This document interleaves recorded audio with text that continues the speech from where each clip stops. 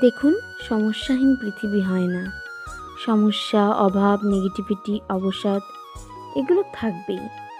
পৃথিবীর যত বয়স বেড়েছে, সভ্যতার যত বয়স বেড়েছে, এগুলো বাড়তে বাড়তে গেছে।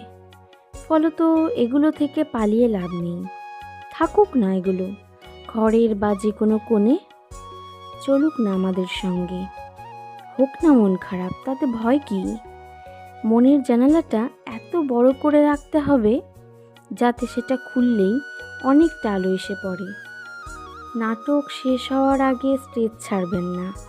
মনে রাখবেন, এটা আপনার এক্সপ্রেস, এটা আপনার জন্য ধার্য।